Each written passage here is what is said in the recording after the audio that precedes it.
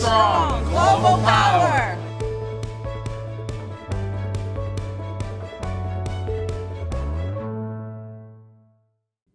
President Harold Daggett called Day 3 of our 55th Quadrennial Convention to order.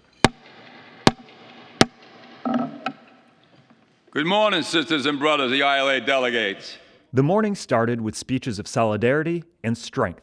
I want our union to reflect what the world is like and to engage, because 80 years from now, the ILA and the ILWU, we have to remain the two most powerful unions in this country, the East Coast and the West Coast.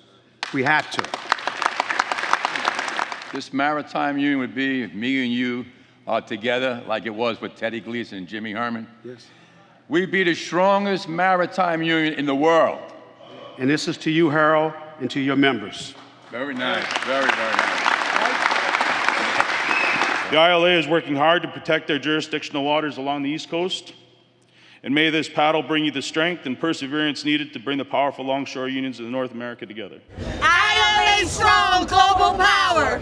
So I need for you to go home united % and protect your job. You need to go home and say to that 10%, you need to come up. You need to come up or get out, just like Harold said, because it makes no sense for you to let this industry go down. It makes no sense. The ILA has a strong connection to the military. Our next speaker talked about how to help land more military contracts. We got to all unite between the military stevedoring companies and our ILA presidents who are involved in military reports, because I don't want to win 50%. That's what we did back in 2015. We won 3 out of 6. I want to win them all. Our union has placed a high premium on diversity and civil rights. Our next speakers paid tribute to the past and look toward the future. It gives me a great deal of pride to watch history in the making, where leaders are actually leading and embracing one another to make the labor movement stronger than it's ever been. Cleola, we love you. You're a hard worker. Keep it up. Your dedication. We're going to write you a check for $20,000. Oh, Lord. Please be assured that this committee remains true to its mission. We will continue to fight for civil rights for everyone. And on a personal note, I look forward to the day when there will not be a need for a civil rights committee. We then heard from the ILA's distinguished counselors. I want to thank all the international officers. We couldn't do what we do without your assistance. We rely on you, we rely on the local offices, and we appreciate the hard work you guys all put in because you make us look better. You have advanced the commerce of this nation, and you should be proud of it.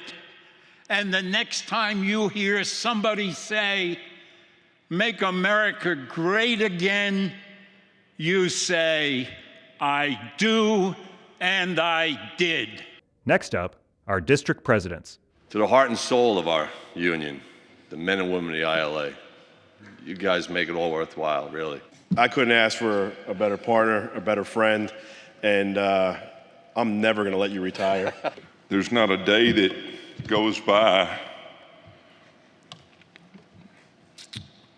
that I don't wake up with one thing in mind, and that is improving the lives, not just of our membership, but everybody that I come in contact with. Organizers talked about keeping membership growing. It was so good to hear Dennis Daggett explain his riveted remarks yesterday at the ILA about organizing more workers in the last 4 years than we did in the last 20 years.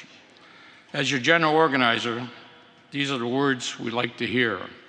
Anybody who loads and unloads a ship, please stand up. Anybody who does clerking and checking, please stand up. Anybody who does maintenance and repair, please stand up. Anybody who does pier terminal maintenance, an essential part of the operation, ILA work, please stand up. They are the organizers. We are the ILA. We are ILA strong. Benny Holland asked the membership to make sure they're doing everything they can to make the ILA stronger. I want you to ask yourself a question. Am I doing everything I can do to make the ILA better? Am I doing everything I can do to make the ILA strong? If you're not doing that, I suggest you do one of two things. You either go to work to get to that point or find another job. Our new contract with USMX is the biggest achievement in the history of our union. We heard from management how important that is. It was Abraham Lincoln who said the best way to predict your future is to create it.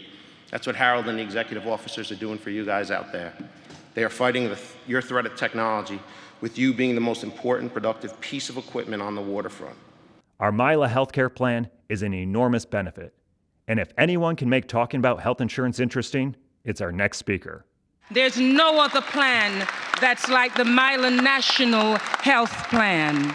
In 2018, MILA added the male sexual dysfunction treatment to MILA's plan. For more information, you can see me after this, and I'll be very happy to talk to you. It's my distinct pleasure to address you once again.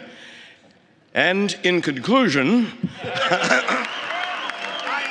we've had 3 great days of convention business, and now it's time to wrap things up for the next 4 years.